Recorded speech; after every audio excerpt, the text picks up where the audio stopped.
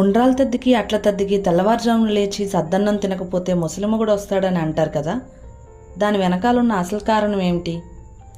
చాటల నోముకి ముందుగా చేసుకోవాల్సిన ఏర్పాట్లేంటి? చాటల వాయనంలో వేయవలసిన వస్తువులేంటి? ఈ విషయాలన్నీ తెలుసుకుందాం రండి. హాయ్, హలో, నమస్తే, వెల్కమ్ టు అవర్ ఛానల్. నేను మా పెద్ద చెల్లి చాటల నోము తీర్చుకున్నాం. రీసెంట్గా అట్ల తద్ది ఉండ్రాల తద్ది నోములు కూడా తీర్చుకున్నాం. ఆ వీడియో ఎండ్ కార్డ్లో పెడతాను, ఇంట్రెస్ట్ ఉన్న వాళ్ళు చూడండి. సో దీంతో పెళ్ళైన ప్రతి ఆడపిల్ల తీర్చుకోవాల్సిన ముఖ్యమైన 3 నోములు తీర్చుకోవటం పూర్తయింది. మా ఛానల్ని ఇంకా సబ్స్క్రైబ్ చేసుకుని వాళ్ళు ఉంటే ముందుగా సబ్స్క్రైబ్ చేసుకోండి. మా ఛానల్లో మరెన్నో ఇంట్రెస్టింగ్ కంటెంట్ కూడా ఉంటాయి, అవి కూడా ఓ లుక్ వేసేయండి. చాటల నోముని 16 కుడువుల నోము అని కూడా అంటారు. ఈ నోముకు కావాల్సిన ఏర్పాట్లు మేము ఎలా చేశాం, మా పూజ ఎలా జరిగింది, ఈ విషయాలన్నీ మీతో షేర్ చేసుకోవడానికి ఈ వీడియో చేస్తున్నాను. మా అమ్మ నోముకి 2 డేస్ ముందే చాటలన్నీ కడిగి ఆరపెట్టేసింది. ఇక చాటకి పసుపు రాయడానికి ఈ సెటప్ చేశాం. మా ఆంటీ ఒకరు చెప్పారు, ఇలా బ్రష్తో రాయండి, చేతికి గుచ్చుకోకుండా పని అవుతుందని. సో పసుపు ఇలా లూజ్గా కలుపుకొని బ్రష్తో రాసి కుంకుమ బొట్లు పెట్టాం. ఎన్ని చాట్లో చెప్పలేదు కదూ, 17 చాట్లు. దానిపైన ఇంకో 17 చాట్లు బోర్లిచ్చాలి. So total 34. నాకు మా చెల్లికి 68 చాటలు. 17 అంటున్నానేంటి, 16 కదా అనుకుంటున్నారా? వాయనం ఇచ్చేది 16 చాట్లే, కానీ ఒక వాయనం అమ్మవారు పార్వతీదేవికి ఇస్తాం. సో మొత్తం 17 వాయనాలు రెడీ చేసుకోవాలి. ఇలా చాటలు రెడీ చేసుకున్నాం. నెక్స్ట్ చలిమిడి ముద్దలు.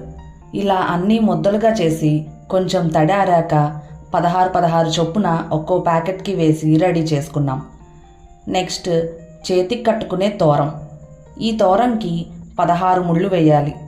సో దానికి వీలుగా ఉండేలా దారం పొడుగు చూసుకోవాలి. దారపు పోగులు 16 వేయాలి. అలా 16 పోగులు చొప్పున 17 తోరాలు రెడీ చేసుకోవాలి. దానికి పసుపు రాసి 5 కుంకుమ బొట్లు పెట్టాలి. ఇప్పుడు ఈ తోరాలకి 16 ముళ్ళు వేసుకోవాలి. వాటిలో కొన్నిటికి పూలు, మరువం లాంటివి పెట్టి ముడి వేసుకోవచ్చు. ఇప్పుడు చాటలో వేయాల్సిన వస్తువులేంటో చూద్దాం. చాటల నోముకి కావాల్సిన వస్తువులు కొన్ని ఇలా సెట్ లాగా ప్యాక్ చేసి అమ్ముతున్నారు. సో మేము అవి తీసేసుకున్నాం. వాటిలో ఏమేమి వచ్చాయో చూద్దాం. దువ్వెన, పసుపు కుంకుమ ప్యాకెట్, గాజులు, కాటుక, కుంకుమ డబ్బా, పసుపు తాడు, అద్దం, లక్కజోళ్ళు అంటే 2 నల్ల పూసలు, 2 ఎర్ర పూసలు, నల్ల పూసల దండ. ఇవి కాకుండా మనం విడిగా వేసుకోవాల్సిన వస్తువులు తమలపాకులు, పండు, వక్కలు 2, కాయిన్ 1, చలిమిడి ముద్దలు, జాకెట్ ముక్క, మొత్తం 16 వస్తువులు. ఇవన్నీ ఒక కవర్లో వేసి రెడీ చేసుకున్నాం. పూజ టైంలో మా అమ్మకి వాయనం ఇవ్వాల్సినప్పుడు చాటలన్నీ వరుసగా పేర్చుకొని ఒక్కొక్క చాటలో ఒక్కొక్క కవర్ పెట్టేసి దానిపైన ఇంకో చాట బోర్లిచ్చేసాం.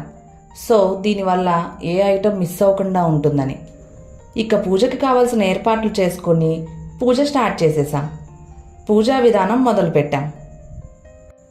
అసలు చిన్నప్పటి నుంచి ఉండ్రాల తద్దికి అట్ల తద్దికి తెల్లవారుజామున లేచి సద్దన్నం తినాలి, గోరింటాకు పెట్టుకోవాలి, ఉయ్యాల ఊగాలి ఎక్సెట్రా, లేకపోతే ముసలిమొగుడు వస్తాడు అని చెప్తారు కదా, దాని వెనుక ఉన్న అసలు కారణం ఏమిటి? పూర్వకాలంలో ముసలివాళ్ళు చిన్న చిన్న ఆడపిల్లల్ని పెళ్లి చేసుకునేవాళ్ళు. సో అప్పట్లో ఆడపిల్లలు ఈ ఉండ్రాల తద్దికి అట్ల తద్దికి కొన్ని పద్ధతులు పాటిస్తే ముసలిమొగుడు రాడని, అలా ముసలిమొగుడు రాని ఆడపిల్లలు పెళ్లి తర్వాత ముసలిమొగుడి బారిన పడకుండా తప్పించుకున్నామని సంతోషంతో ఆ పార్వతీదేవికి పూజ చేసుకొని ఉద్యాపన చేసుకొని ఈ ఉండ్రాల తద్ది అట్ల తద్ది నోములు చేసుకునేవాళ్ళు. ఇక చాటల నోము సకల సౌభాగ్యములతో సుఖ సంతోషాలతో ఉండాలని కోరుకుంటూ చేసుకుంటారు.